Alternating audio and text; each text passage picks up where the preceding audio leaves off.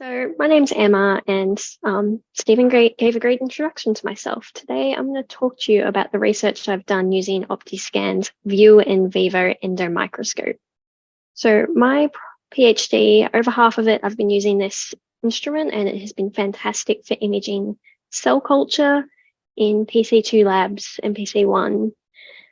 So my project, and particularly the Optiscan component of this project, was sponsored by the Victorian State Government through their MedTech Vic initiative, as well as the Air Force Office of Scientific Research in Swinburne.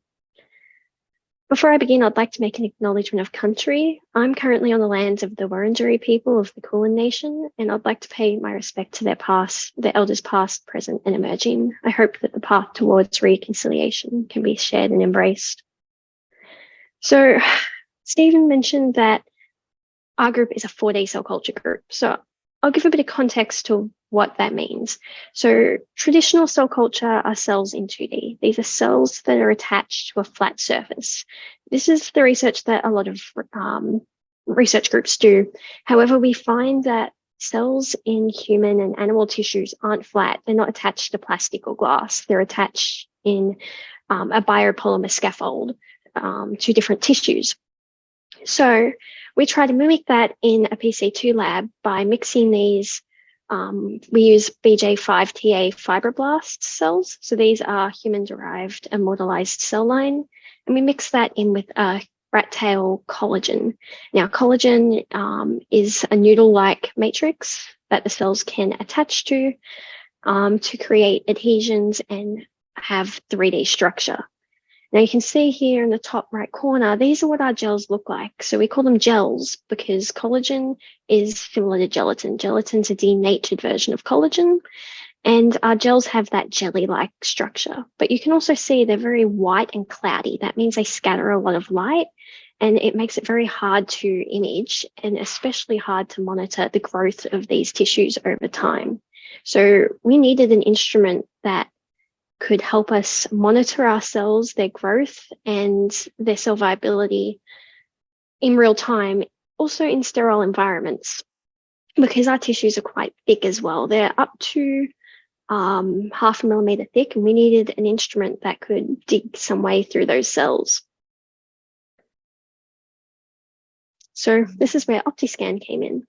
We currently have, on the right here, we have an image of the Optiscan ViewnVivo endomicroscope, which is on a portable trolley that we can take from 2 different biohoods within our PC2 lab. Now, a biosafety hood is where we put our cell cultures to keep them sterile. So everything that goes inside the hood is sterilized with ethanol, and the hood has an opposite effect to what a fume hood does. Instead of taking the air, the contaminated air away, it blows air out to prevent contamination coming in. So the great thing is we can sterilize the probe, take it into the hood, and look at our cells in a biosafe environment that's sterile and protects our cells.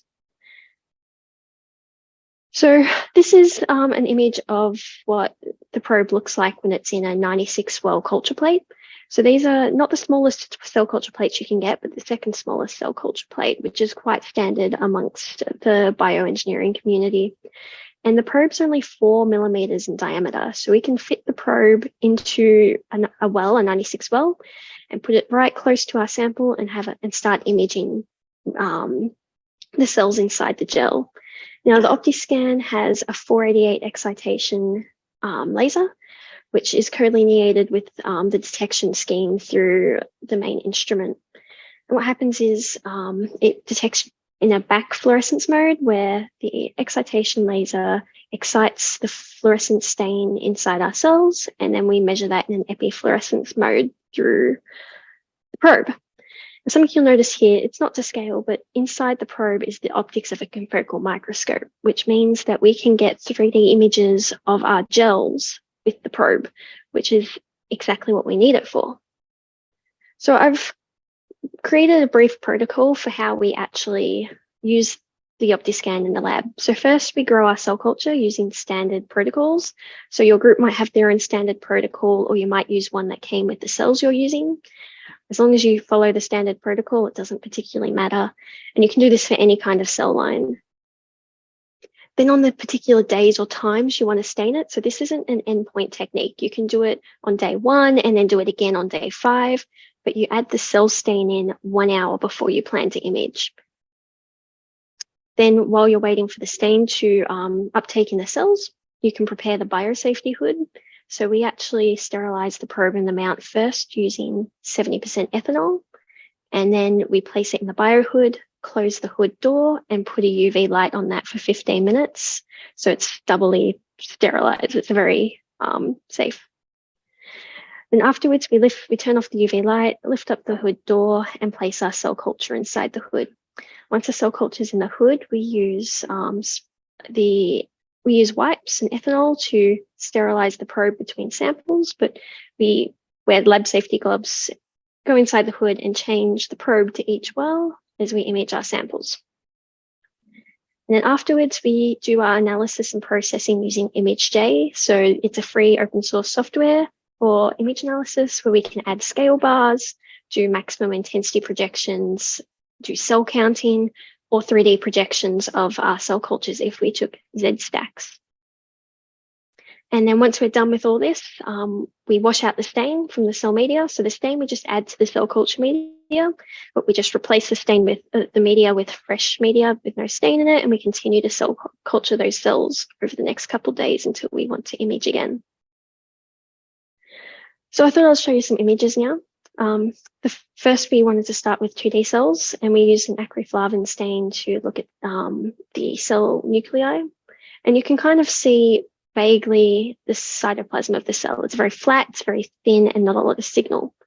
But as we move to 3D cells, the cytoplasm has a stronger signal. Now, these use 2 different stains. So the middle image is of cells in 3D with a rhodamine B stain that stains the cytoplasm.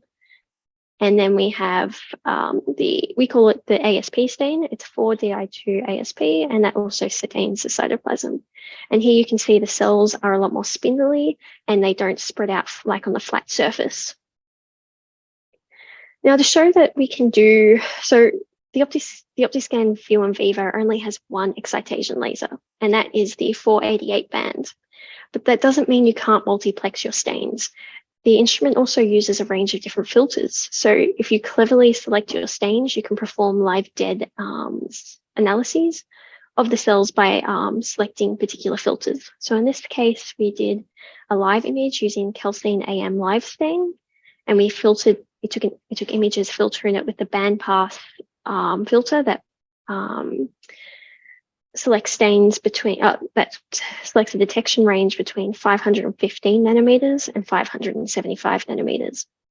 Then we did a ethidium homodimer stain, and that's a dead stain, and that stains the nuclei of cells. So that's membrane impermeable and will only stain the nuclei if the membrane is compromised, which happens during cell death.